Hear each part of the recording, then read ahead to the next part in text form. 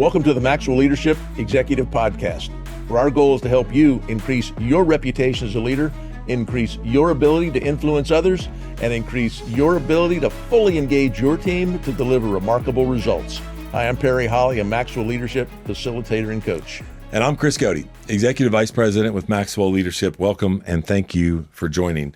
Love the fact that you guys continue to listen. Perry and I, man, we're so grateful. Yes. The feedback that we get about how you're using this. So, man, use this personal growth, team growth, whatever that might look like. If the learner guide would add value to you and your team as you dissect some of this content, I want to encourage you to go to maxwellleadership.com/podcast. There you can download that. You can also click on this podcast and submit a question or learn more about what we do with organizations. Now, we're going to talk about this title. And before I do, I want to put a disclaimer out there. This is not you. Okay, this is not you. Immediately, you're going to think about maybe somebody on your team that this could be. Okay. And here's Perry's title. How likable are you? And I'm like, what does that mean? How likable are you? Like, I told him right before we started, I was like, man, this is mean. We're getting after some people, but how likable are you? And I think it's a really good question. It's interesting. You know, John says that, man, people are not going to make the journey with you if they don't like you. Mm-hmm. Think about this, right? Like, you don't go on vacation with people that you don't like, right? No, I'm not doing that. I'm not going to take that journey with you. And so people are not going to go along with you unless they can get along with you. And so it comes down to, you know, how, and we're going to talk about this from an engaging standpoint, how engaging, how likable are you as an individual? Well, it came up from a client that said, could you help some of our front customer-facing customer service reps are just making customers angry. I go, well, what's that? They're just not likable. I go, well, why aren't they likable? Did you hire likable people? But I'm thinking right now about 24 different organizations that example could potentially be. But let me ask you, how important is likability to leadership? Now listen, I'm a big fan of it, but let me be very clear, okay? You need to be likable, but I also want to make sure people understand that you also have to lead, right? And at times, it may come across, there's a difference, I think, between wanting to be liked, okay, and leading, and being likable and leading. So that could even be a podcast where you're down the road. Those are two different examples. And what we're talking about today is, man, we got to lead, but how do you become, or how do you come across? What are the attributes to be likable? I think it's extremely important. We could actually build it into this podcast because I'm thinking, you know, my personality is I'm a bit of a pleaser. I want to be liked. I want you to like me. But could that get in the way of my leadership? Are you driven that way? Yes. Yes, absolutely. Similar in a lot of ways. But we're not the same temperament, but we are very similar close in some ways. But when you think about the most likable people you know, not trying to be people pleasers or, please like me, please. But I mean, just likable general that you see in leadership. Are there characteristics that come to mind? Yeah. And no matter what your personality is, okay, so this is, you could look at it and say, well, I'm often attracted to those that are wired just like me. There may be some of that. But I think when I thought about this, I thought, okay, well, no matter what your personality is, if you have positivity, I love I cannot stand negativity, right? Like realistic, I got it, but not negativity. Humility, integrity, approachable. I love that word. And then this is something that's not talked about enough in leadership, which is consistency. Like, what are those things? Like, man, I love, the last thing that when I think about somebody, if I think they're not likable, it's just, I don't know what I'm going to get that day. Right. And so those are some things that come to my mind. And so to understand this, and these are just some of Chris's thoughts, characteristics that Perry asked me, but part of where we're going is, again, we're going to go back to self-aware. Like, how self-aware are you? Because I think it's easy for us to overestimate how likable we are. That's why I started off the podcast today by saying, this is not you. Because I promise you that most all of us go, oh no, I'm likable, right? And to your point, in previous, you'd be like, well, you might want to mind your face if if you think you're likable. And so, what we're really talking about when all this comes down to it for us is emotional intelligence. How aware are we of our emotional intelligence? One thing I'm noticing why this came up, it's not that you're not a likable person, it's what your focus is. 2024 is proving to be a challenging year for a lot of businesses. Yeah. It's not a bad year. But what happened easily in the last 2 or 3 years is not happening easily now. Yeah. And so we're having to work harder and maybe get less for it. And so people are feeling it, and the leadership can be feeling it. So even though you are by nature a likable person, you're so focused 100% on the challenge of getting the business, of getting the results, that you can forget some of these things that make work enjoyable for your team. And again, we're going back to developing your influence, is that I feel like I'm just following you because I have to, because we got to get the job done, and you're driving me hard and you're not connecting with me, and those types of things. There's going to be some simple things here that just remind you to, can I just put this into my daily actions to say I can still be a likable person in tough times, 100%. in challenging times. So, and that reminds me that as we talk about in the 5 levels, even as you go into go mode, production mode, level 3, right? You never leave level 2 behind. Right. So you're going to be in go mode, but man, don't not be likable through those tough times. And by the way, if you figure out how to really kind of master this, and it becomes, a pure motive of yours, what ends up happening is in tough times, people understand and give you a little more grace than, and I have not always done this perfect, because I was thinking through some examples as you were talking.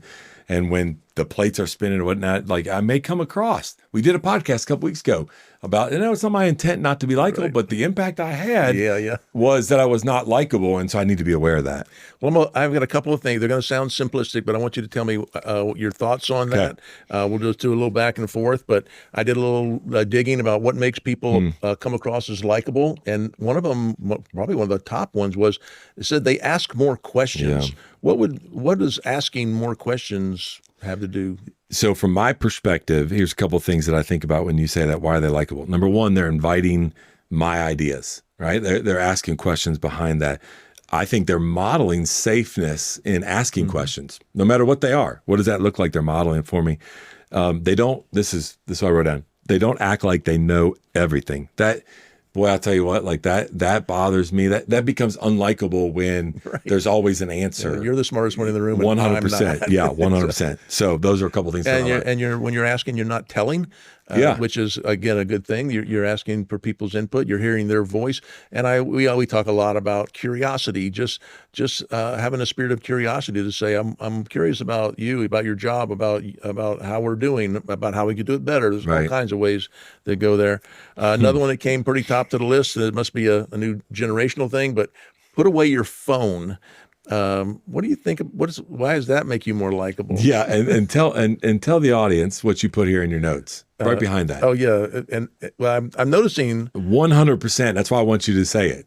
Mind your wrist. Yes, because I'm noticing people are getting smarter about. Hey, I probably shouldn't look at my phone while I'm talking to you. Yeah.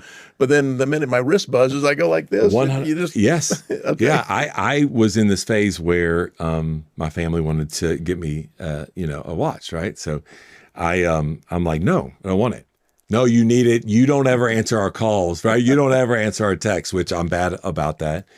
And I'm like, no, I'm not going to do that, because I purposely at times already don't answer my phone or don't look at my phone. Not great at it. Could definitely get better at it. But if I'm at the table and we're having lunch or a meeting and it's on my wrist right here, that's why I wanted you to talk about it, because it happens every day. Yeah. People, as soon as it goes off, what do? They at least are looking at it and they're checking it. It may not be important to them, but they want to know what it did. And so what is that communicating to me when you start talking about this likability? Is that they don't necessarily respect my time. They're not present. They're thinking about something. And so I don't think that's likable. I don't want to be around somebody like that. So I'm glad you talked about that, because that is becoming more and more of an issue for me personally. It's a discipline and you have to practice it. And I'm in front of a lot of audiences, and my watch will vibrate while I'm speaking. And I count it as I'm not going to look. You have to not. Yeah, but I've also noticed that my phone has some settings where I can turn that off while I'm with people, and I can turn it on when I'm privately in my office working on email, whatever, to do that. There's some settings that you can set that only certain people can get through. So if we have a significant other that needs to have access to you 24/7, I know that only that person can get through, or only my kids can get through, but all the rest of my address book is being blocked until I turn it back off to do that. Hey, podcast listeners. Many of you listening right now would probably love the autonomy that comes with owning your own business or becoming a coach that helps other businesses succeed. Well, we have a phenomenal strategy where you are 100% in control of your own business, earning income on your own terms, and have access to the people, tools, and resources you need to build a thriving leadership development business. When you become a Maxwell Leadership Certified team member, you join a global community of entrepreneurs led by our expert team of mentors and faculty, including John C. Maxwell. You'll also get one of the top leadership certifications in the world next to your name, giving you the boost you need to get started. Visit us online at maxwellleadership.com/join the team to find out more. Another one that came near the top of the list, this one's it might sound a little odd to some people, but if you know where it came from, you'll know why it's important. It says, greeting people and using their name, saying their name. Chris, saying your name, Chris. And why does that make it more likable? It is the thing that we enjoy hearing the most. And I know research in the past has talked about how it has such a positive effect when we use the first name and you're greeting people by name. It shows that you value their identity, which will make you even more likable. There's a personal connection there. And so as I was thinking through this, I was getting even more and more frustrated because I am horrible with names, And so it's extremely important, though, to be likable, is that when you do greet people by name, it just has that positive effect, and positivity to me is tied to likability. Yeah, right. And Dale Carnegie said it, the most important sound that anybody to them is their name. And so, if you're walking in a crowded place and somebody said, Chris, you would look around. Yeah. You don't even know where it came from, but you're attuned to your name. So when you use people's names a couple of times, 3 times in a conversation, it makes it more personable, makes me feel important, makes me remember you because, boy, you really remember my could name. do that. Yeah, you know my name to do that. All right, your favorite one. I said, what makes people more likable is smile. Yeah. And what's your favorite? Mind your face. That's exactly right. Like what I love about this and likability is this smiling transcends all types of barriers and cultures. We couldn't even speak the same language, but if we smiled, it would make it more likable. It would attract me to that individual. It promotes positive emotions. And I often think about you when you share the story, and I do it now too, which is when we walk through the airport, and Perry and I are in a lot of airports, Perry has taught me to look at people and smile almost uncomfortably until they smile back, right? Because you're like, I am going to get that. Now, it doesn't always work, It doesn't. right? Like we live in Atlanta, the busiest airport. It doesn't always work in Atlanta. It may work in some other cities, but it's just, it's something that's contagious, right? And it just pulls you in. It has a positive effect when you smile at other people. I got an elevator recently, and I was the last That's one the in. worst. Why does everybody just not talk in an elevator? Yeah, I just got again. I was the last one in. It was kind of crowded. And I gave a big smile. And said, "How is everyone?" And I turned around like we're supposed to turn around and face the door. And I heard somebody kind of snicker, and somebody else kind of smiled, and it made a smile. And I thought, well, do I seem more likable? Am I more memorable? Of course, I love that. But a lot of people said, "Are you happy?" Yeah, I'm happy. Well, tell your face. Yeah, you don't that's look exactly right. happy to do that. I think elevators this is not proper grammar, are probably the least happy place in the world. Like everybody gets on and just doesn't even look or talk to each other. Don't do that. Another one to make yourself more likable is not seeking attention of others, not trying to be the main source of attention or drawing attention to yourself. What are your thoughts about that? This is back to one of my early comments when you asked me about the characteristics. For me, it just shows a lot of humility, and it shows that you're engaged in what I have to say, like you're actively listening, and that you're open to learn. And that's just something that appeals to me. One thing that John talks about, another one is called follow the platinum rule. You want to tell them what that is? Yeah, the platinum rule for us is to make sure that you are leading people the way they need to be led. And so you need to make sure that you know that. And one of the ways to do that is, I believe, is to make sure that you are others oriented, and that you want to make sure you do that. Hey, one other thing before we move on, one of the ones you had in here, I want to talk about for just a minute. You talked about likable is making sure and this is tied to the platinum rule, but you specifically in my notes put, know who to touch and who not to touch. Now, any of you that are in HR, which we deal with a lot of our HR team, this is not where we're going. Yeah. But for example, pat on the shoulder, a pat on the back, hey, great job, hey, a fist pump, whatever, by handshake or whatever. And so this is something that is so, we don't even think about it, but it's something you really need to be aware of. And I tend to be a little bit more like, especially around here, Mark Cole, I've been around this, it's just like, hey, let's give everybody a hug. Right? I mean, we are, and I'll never forget my now executive partner, Angie. Like, I remember she came in for an interview and I'm like, so excited about everybody that's coming in. I'm like, and I just remember this awkward embrace. And what I didn't understand in the moment is my fault. I should have known this, is that I didn't appear very likable to her, because that is a no-no. Right. Like, and we laugh about it today, even now. Like, I'm like, go to fist bumper and I'm like, we good? But you got to know that. And to your point with, if you know how other people need to be led and connected with, it'll make you become more likable. Yeah, don't be touching people that don't want to be touched, and don't be touching inappropriately. But there is a lot, like you said, a hand on the shoulder, and around here it is a hugging environment. There is the fist bump, the handshake. But you need to be really attentive to what other people like or don't like on that. Another one about balancing passion and fun. I thought that was interesting on the list, but ideas on that one? What was that? Well, about being likable had to do with that. I think when we think about fun, no matter what your fun is, whatever fun is for you, whoever you're having fun with and whatever that might look like, it becomes that likable environment, right? And so it becomes contagious. So if they're have a lot of passion and they're having fun, like, it is going to it's contagious. It's going to draw you into that, whether you like it or not. And so I'm glad it's on the list. I think it's true. You're gravitated towards that.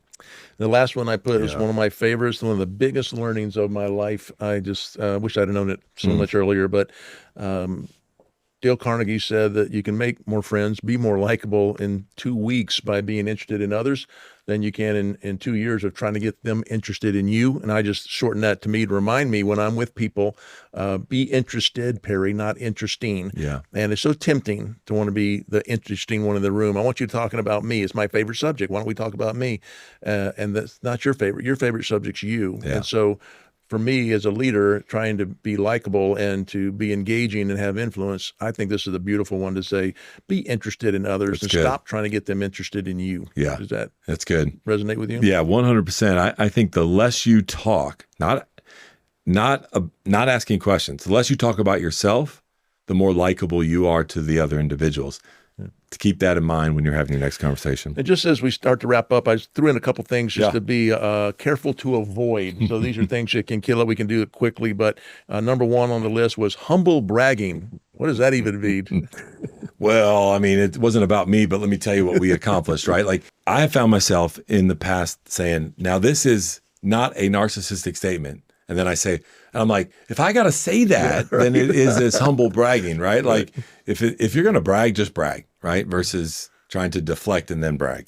Yeah, the team did really well after I got them through the door by knowing that people are the top. I mean, what? Right. What? Yeah, just give the credit to the team. Right. Name dropping. Oh my God. Name dropping. Yeah, this becomes laughter for us at times with people who are like, oh, did you just drop John Maxwell's name or whatever, right? Like, whoever it might be. And it just, for me, it discredits sometimes people, especially if it's not tied to the story and has no relevance. It's not likable for me. Yeah, gossiping is probably obviously don't be talking about things you shouldn't be talking about. But having a closed mind, not being open to others' thoughts, is that what you're good with that? I feel like that's like a brick wall, and I mean, you just run into it. That's not fun. It's not likable, and it's hard for me to connect with people that have a closed mind. This other one says sharing too much too early, about sharing, things about you, private thing, being open too early. Is that the way you read that? Yeah. And you also have on here, and I'll wrap us up, you have sharing too much on social media. I think both of these could be hand in hand. I just, for me, something goes off, a red flag goes off, and all of a sudden I know you for 30 minutes and I understand and have learned a lot of personal stuff that I probably don't need to know. Right. Maybe even if we were friends 30 years, right? And we all know some people that are like this, and they're just so open. And and that's how they communicate. But it's just, for me, it doesn't become that. And also at times I think that with the social media thing, I know different generations view it differently, but for me, there's so much that's shared out there that is not necessarily really how things are being portrayed. Right. And it continues to be the same trend versus what really life looks like. And so for me, I guess it goes back to the authenticity, is where when you put these down, it's interesting. And then we start talking through them. The word that comes to mind to me, that as I kind of close and wrap up with some thoughts, is authenticity is a trust accelerator. And so I'm attracted, and I like people that are truly authentic and what that looks like. And it's a true statement, though, because you know this, you've been in sales on and off for a long time. We buy from, we do business with those that we like. Mm-hmm. Someone might have a better product, maybe even a little better price, whatever. But if they're not likable and I don't like them, I'm not doing that. Right. And it is the same in that situation as it is increasing your influence and leading your team and being with your family and every part of your life. And so I think there's enough negativity in this world and things that we deal with are hard things we deal with, that I think we need more people to think about, how do I become likable today to everybody that I encounter? It may be starting as simple as Perry does, walking through the airport smiling, trying to get other people to smile. But when you think about it, there are ways for you to get up every day and think about, how can I add value and be likable to people that I'm going to connect with? I was going through Home Depot the other day, and I just asked a guy was doing something, trying to lift something, and I offered to help him. And then I asked him a question, and I got out to the car, and after we've got our stuff, and my granddaughter says, how'd you know that guy? I go, I didn't know that guy. Well, why were you talking to him? Well, because he's a human. I mean, why, just being friendly, just being likable, just being a friend to even if I don't know them, to do that. So yeah, we can do a lot more to drive our relationships.